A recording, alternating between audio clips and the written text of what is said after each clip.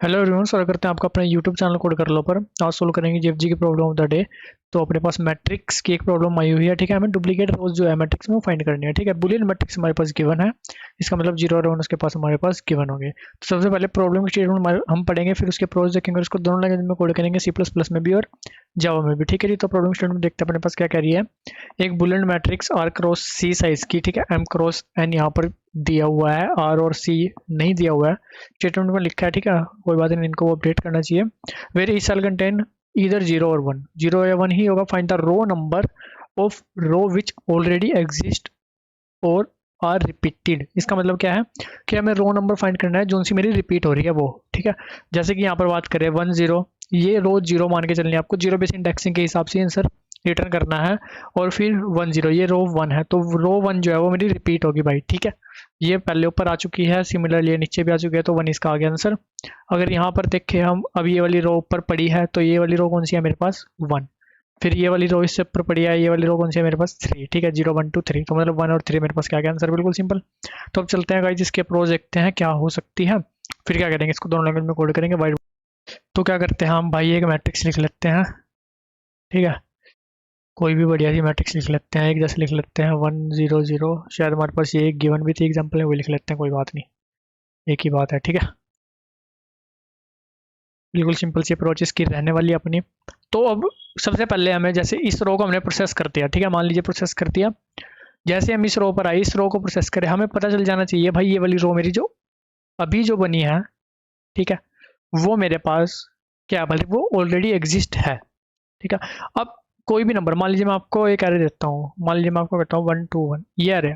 आपको बताना है कि इसमें क्या आपका कोई नंबर दोबारा आता है या नहीं, ठीक है। तो आप क्या कहोगे, आप कहोगे यार मैं सिंपल अपना मैप यूज़ कर लूँगा, ठीक है। मैं मैप कैसे यूज़ करूँगा, 1 की एंट्री कर दूंगा, 1 के 1 मेरे पास आ चुका है। फिर मैं 2 की एंट्री कर दूंगा, 1 के मेरे पास आ चुका है। जैसे ही 1 पर आऊँगा मैं देखूंगा 1 मेरा ऑलरेडी प्रेजेंट है, इसका मतलब वो दोबारा आ रहा है, तो मैं कह दूंगा कि हाँ ये डुप्लीकेट है, ठीक है। क्या ये सेम काम हम इसमें भी कर सकते हैं? जी बिल्कुल कर सकते हैं, ठीक है। कैसे कर सकते हैं वो देखते हैं। अब देखो जी, मेरे पास 1 0 0 गिवन है। मैं इसकी एंट्री मैप में किस तरह से करूँ, तो मैं कह सकता हूँ कि यार मैं इसको इसको स्ट्रिंग में कन्वर्ट कर लूँगा, ठीक है। मैं इसको स्ट्रिंग में कन्वर्ट कर लूँगा, ये भी इसकी बना ली स्ट्रिंग। मैं स्ट्रिंग की एंट्री करूँगा मैप में कि मेरे पास 1 टाइम प्रेजेंट होगी, ठीक है। फिर मेरे पास, मैं इसको स्ट्रिंग में कन्वर्ट करूँगा, फिर मैं इसकी एंट्री देखूंगा, हाँ भाई ये तो प्रेजेंट है। अब ये प्रेजेंट है, जो रो नंबर है 1, वो मैं अपना आंसर में डाल दूंगा कि 1 वाली रो मेरी जो है डुप्लीकेट है, ठीक है। फिर मेरे पास ये स्ट्रिंग बनेगी, मैंने क्या करा, इसकी एंट्री कर दी कि मेरे पास प्रेजेंट होगी। फिर मेरे पास ये स्ट्रिंग आई, मैं देखूंगा हाँ भाई ये वाली तो मेरे पास ऑलरेडी एग्जिस्ट है, ठीक है। इसका रो नंबर क्या है मेरे पास 3, तो 3 भी मैं अपना आंसर में पुश कर दूंगा, बिल्कुल ठीक है। ये सिंपल काम हम कर रहे होंगे जी, ठीक है। तो इसी तरह से हम मतलब क्या करेंगे, एक एक रो का प्रोसेस करते चलेंगे, उसकी स्ट्रिंग कन्वर्जन साथ के साथ करते चलेंगे, उसमें कोई ज़्यादा दिमाग अपने को नहीं लगेगा, ठीक है। और लास्ट में अपना उसको मैप में पुट करते चलेंगे, जो मैप में ऑलरेडी एग्जिस्ट करती होगी उसको आंसर में ले लेंगे, ठीक है।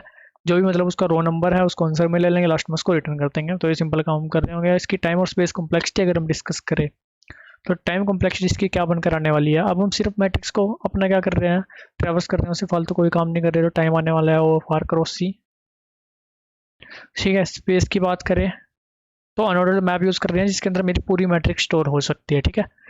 स्ट्रिंग की फॉर्म में ही चाहिए हो, लेकिन पूरी मैट्रिक्स स्टोर हो सकती है, तो वो फार क्रॉस सी स्पेस, ठीक है। यही हमारे पास गिवन है, इसी में ही हम कर रहे हैं। तो अब चलते हैं गाइस, बिल्कुल सिंपल सा क्वेश्चन है, इसको करते हैं दोनों लेवल में कोड। अब देखो गाइस, हम क्या करते हैं अपना यहाँ पे अनऑर्डर्ड मैप, ताकि अपनी ज़्यादा कॉम्प्लेक्सिटी भी ना लगे, वो बनाते हैं string स्ट्रिंग कोमा इंट का। अबे भाई ing, भाई जब ठंड में टाइपिंग भी नहीं हो रही, ऐसे हाल हुए पड़े हैं, ठीक है। उसके बाद हम क्या करते हैं भाई, अपना हम सिंपल ट्रैवर्स करते हैं किसको भाई, मैट्रिक्स को।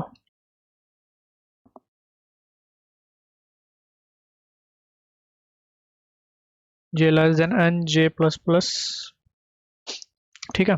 यहाँ पर क्या ले लेते हैं, एक अपना स्ट्रिंग बना लेते हैं, जिसके अंदर मेरी इस रो की जो वैल्यू है वो आ जाएगी, टेम्प नाम से बना लेते हैं खाली स्ट्रिंग, ठीक है। अब अगर इस रो में जो मेरे पास एलिमेंट पर करंट हूँ मैं, ठीक है, अगर वो 1 है, if matrix of I of J, ठीक है, इक्वल इक्वल 1 लिख दो या ना लिखो, सी प्लस प्लस में चल जाएगा। अगर वो 1 है तो मेरे को टेम्प में ऐड करना है क्या भाई, 1, बिल्कुल सिंपल। वरना मेरे को टेम्प में ऐड करना है भाई क्या, 0, टेम्प प्लस इक्वल टू 0, ठीक है।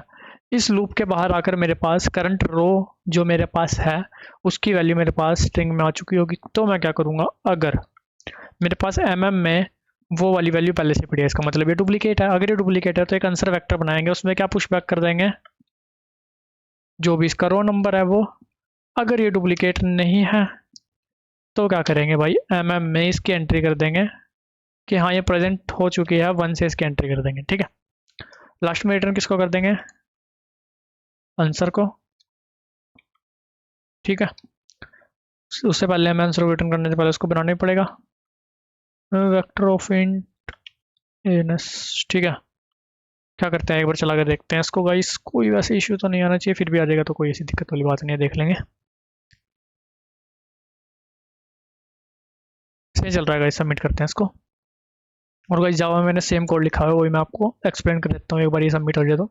ये वो सबमिट गाइस, चलते हैं जावा कोड की तरफ। सेम गाइस हमें यहाँ पर वेक्टर की जगह अरे लिस्ट रिटर्न करनी है, वो बना ली इंटीजर की। मैं बना लिया अपने स्ट्रिंग और इंट टाइप का। ठीक है, फिर उसके बाद मैंने क्या करा, मैट्रिक्स पर ट्रैवर्स करा। मैट्रिक्स पर ट्रैवर्स करते करते हर एक मैट्रिक्स को मेरे को क्या, हर एक रो को स्ट्रिंग में स्टोर करना है, तो स्ट्रिंग बिल्डर बना लिया, क्योंकि स्ट्रिंग की टाइम कॉम्प्लेक्सिटी अपनी यहाँ पर ऐड करने की ज़्यादा होती है जावा में, तो स्ट्रिंग बिल्डर बना लिया। स्ट्रिंग बिल्डर में अगर 1 आता है तो 1 अपेंड कर दिया, 0 आता है 0 अपेंड कर दिया। ठीक है जी, बिल्कुल सिंपल।